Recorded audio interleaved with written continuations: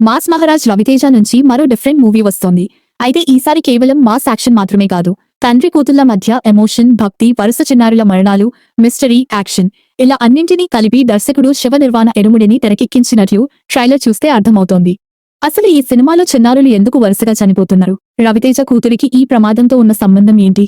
మాల వేసుకున్న తర్వాత కూడా రవితేజపై రౌడీలు ఎందుకు దాడి చేశారు? అసలు ఈ కథలో దాగున్న మిస్టరీ ఏంటి? ఇప్పుడు చూద్దాం.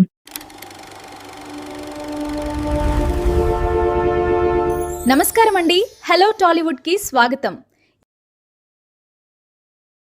ట్రైలర్ చాలా సింపుల్ గా రవితేజ కూతురు పాత్రలో నటిస్తున్న చిన్నారితో మొదలవుతుంది. స్కూల్ స్టూడెంట్స్ తో కలిసి సైకిల్ పై వస్తున్న ఆ చిన్నారి ఒక్కసారిగా కింద పడిపోవడంతోనే కథలో ఏదో సీరియస్ విషయం ఉందనే ఫీలింగ్ వస్తుంది. అక్కడి నుంచి కట్ చేస్తే రవితేజ తన గ్యాంగ్ తో కలిసి మందు తాగడానికి వెళ్తాడు.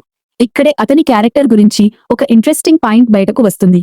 మందు తాగకపోతే క్షణం ఉండలేవు, 41 రోజులు ఎలా ఉంటావు అని ఫ్రెండ్స్ అడిగితే తన కూతురు మణమ్మ కోసం అంటూ రవితేజ చెప్పే మాటలు తండ్రిగా అతని క్యారెక్టర్కు మంచి ఎమోషన్ను తీసుకొచ్చాయి. ఇక రవితేజ తన కూతురితో మాట్లాడే సీన్స్ ట్రైలర్లో చాలా ఇంపార్టెంట్ గా కనిపిస్తున్నాయి.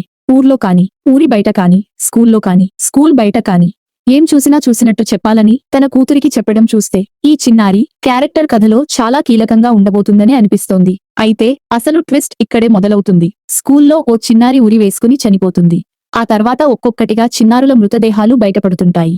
అసలు ఈ మరణాల వెనుక కారణం ఏంటి? ఇది సాధారణ క్రైమ్ స్టోరీనా, లేక దీని వెనుక ఏదైనా పెద్ద మిస్టరీ ఉందా? ట్రైలర్ ఈ ప్రశ్నలకు సమాధానం చెప్పకుండా కేవలం క్యూరియాసిటీ పెంచే విధంగా కట్ చేశారు. ఇక రవితేజ యాక్షన్ విషయానికి వస్తే తన కూతురి జోలికి వస్తే ఎంత దూరమైనా వెళ్లే తండ్రిగా కనిపిస్తున్నారు. ముఖ్యంగా మాల వేసుకున్న తర్వాత రవితేజ్పై రౌడీలు దాడి చేసే సీన్ చాలా ఇంటెన్స్ గా ఉంది. భక్తి, ఆధ్యాత్మికతతో మాల వేసుకున్న వ్యక్తి, మరోవైపు తన కూతురిని కాపాడుకోవడానికి ఎంతకైనా తెగించే తండ్రి. ఈ రెండు షేడ్స్ ను దర్శకుడు శివ నిర్వాణ ఎలా బ్యాలెన్స్ చేశాడన్నదే సినిమాలో కీలకంగా మారే అవకాశం ఉంది. ఇక ట్రైలర్ లో జీవి ప్రకాష్ కుమార్ అందించిన మ్యూజిక్, ముఖ్యంగా బ్యాక్గ్రౌండ్ స్కోర్ బాగా ఇంప్రెస్ చేసింది. రవితేజ ఎమోషనల్ సీన్స్ కు ఒక టోన్ లో, యాక్షన్ సీన్స్ కు మరో టోన్ లో బీజీఎం ఇవ్వడం సినిమాపై ఆసక్తిని పెంచుతోంది. అలాగే విజువల్స్, డైలాగ్స్ కూడా సినిమాను సీరియస్ టోన్ లో తీసుకెళ్లేలా ఉన్నాయి.